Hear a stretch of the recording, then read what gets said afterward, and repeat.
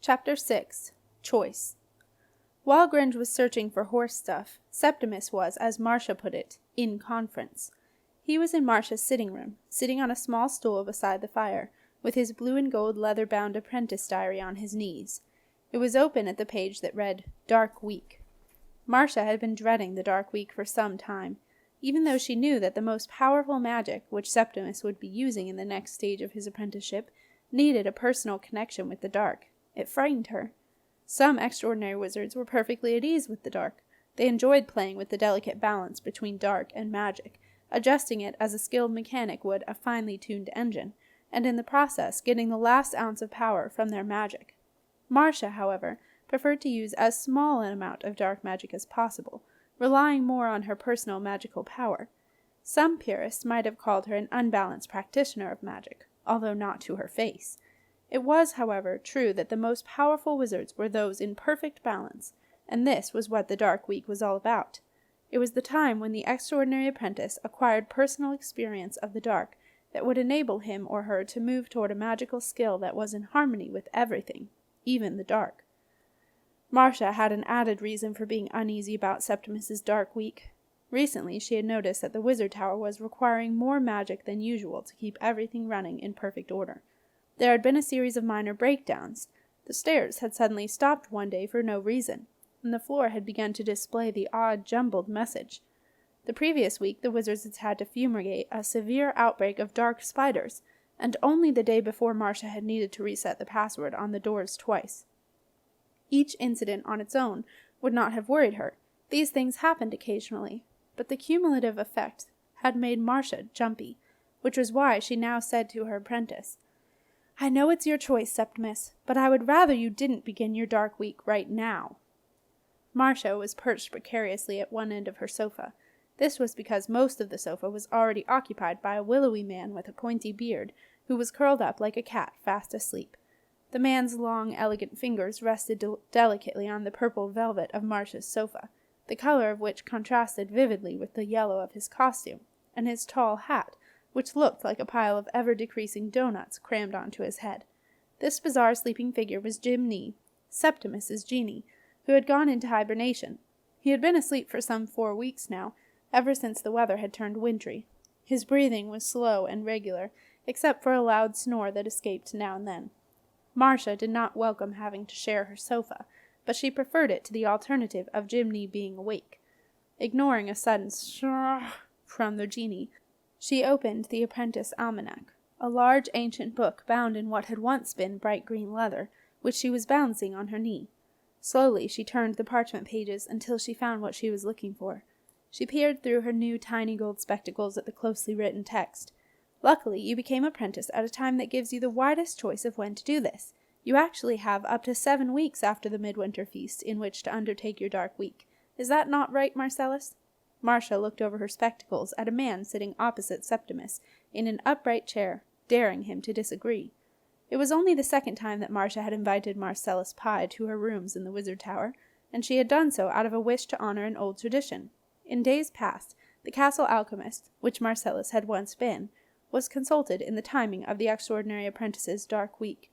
The moment when an apprentice went alone into the realm of the dark was an important one, and alchemists were known to have a much closer connection with all things dark, not to mention something of an obsession with propitious timing. The consulting of the castle alchemist had naturally lapsed with the demise of alchemy in the castle, but now, for the first time in many hundreds of years, there was, with Marcellus Pye, a true alchemist available once again. After much thought, Marcia had decided to include Marcellus in the decision. She was now regretting her decision. Something told her he was going to be awkward.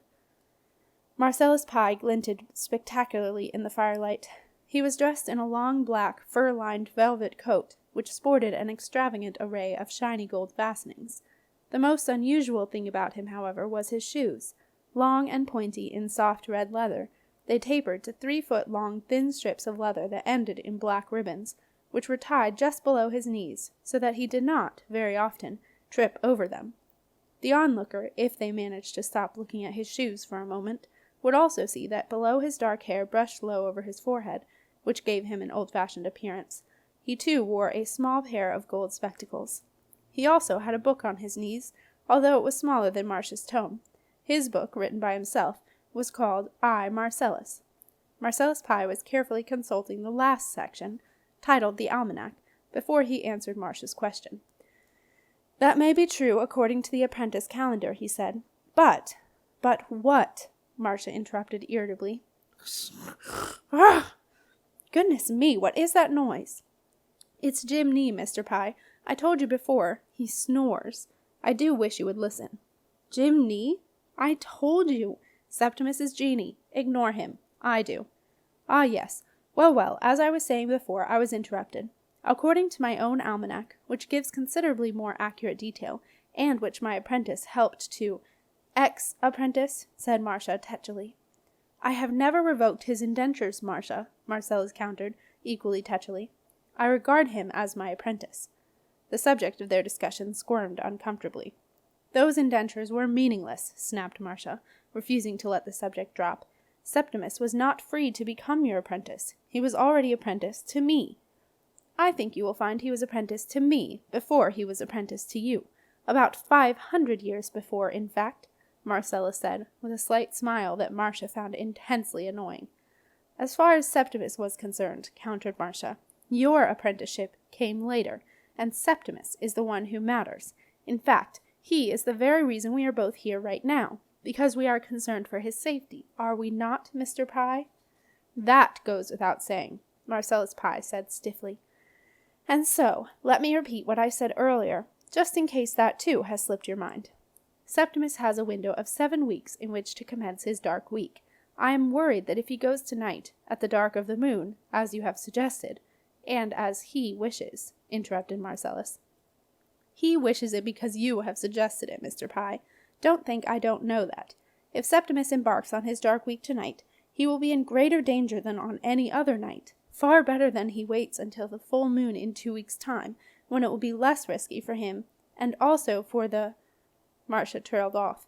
She was anxious that if Septimus entered the dark at such a potent time, it would unbalance the magic in the tower even further, but she had no wish to tell Marcellus Pye her concerns. It was none of his business. "Less risky for him, and also for the what?" Marcellus asked suspiciously. He knew Marcia was keeping something from him. "Nothing you need to worry about, Marcellus," Marcia replied. Marcellus was annoyed. He snapped his book closed and got to his feet.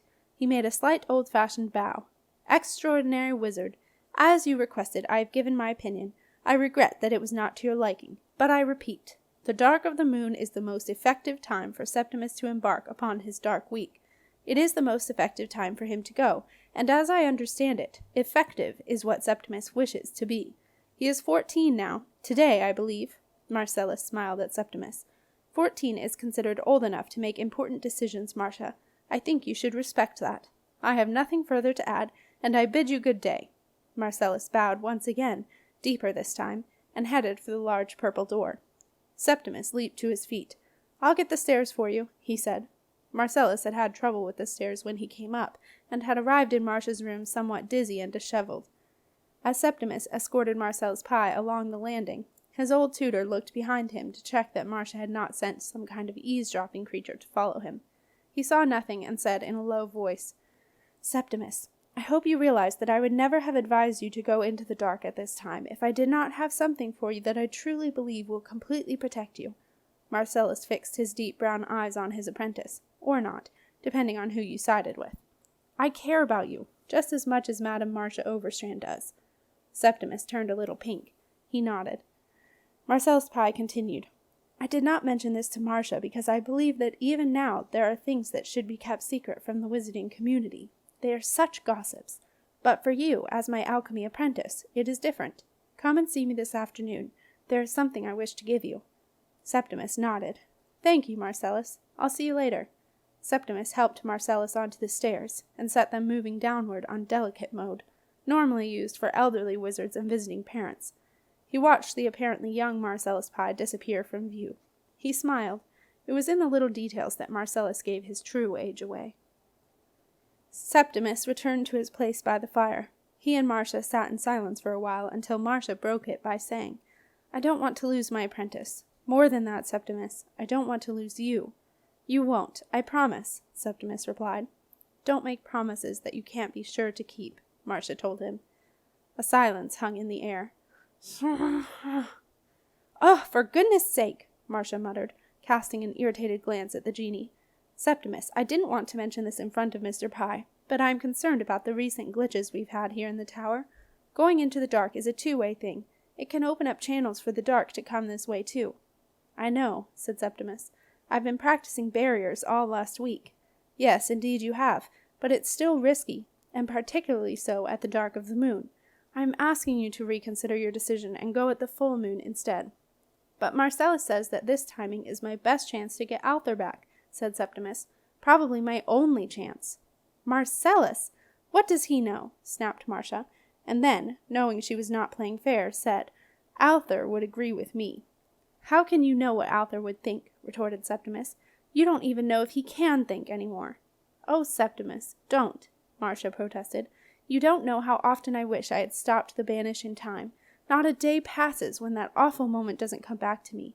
And then telling Alice. She shook her head, unable to go on. They were silent for a while, and then Septimus said, Marcia? Yes? You know how you are always saying that we must be honest with each other? Yes. There's something I want to ask you, and I want you to be honest with me. Of course I will be, Septimus. Marcia sounded offended. If you were me, and you had this one chance to bring Arthur back, even with all the risks, would you take it? But I don't have that chance. I have already been into the dark, and therefore I am known. There is no way I could get into the dark halls now. Septimus got to his feet and stood by the fire. He felt he needed the advantage of some extra height. You haven't answered my question, he said, looking down at Marcia. No, I suppose I haven't, Marcia replied meekly. So, if you were me and had this one chance to bring Arthur back, would you take it? A silence ensued into which even Jimny's snores dared not intrude. At last Marcia answered. Yes, she said quietly.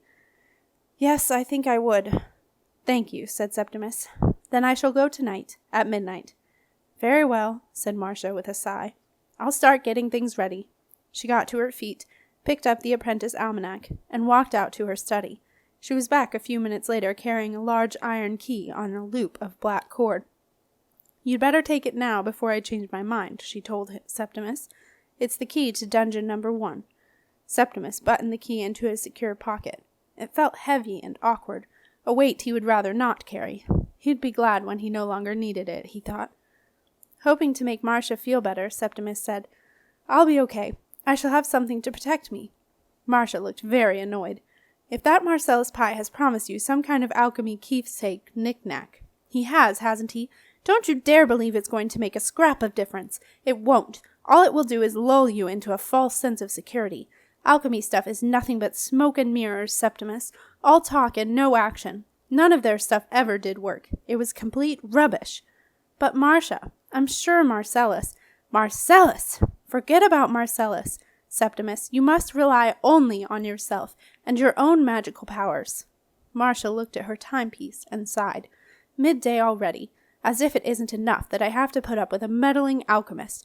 Any minute now there will be a meddling princess at my door declaiming from that wretched book with its tiddly-squiddly type, which is the bane of every extraordinary wizard's life. I really could be doing without 14th birthdays right about now. With that, Marcia stormed off to her study. Septimus sat for some time looking into the fire and relishing the quiet. Apart from an occasional he thought about what Marcia had said. Deep down he felt she was wrong about Marcellus. Not all alchemy was rubbish. He'd seen that for himself. But he knew Marcia would never agree. The build-up to the dark week was horrible, Septimus thought. Somehow it drove a wedge between you and everyone you cared about. He really wanted Marcia's approval for what he was going to do, but it was he who was going into the dark, not Marcia. He must do it his way, not hers. Septimus got to his feet. It was time to go and see Marcellus.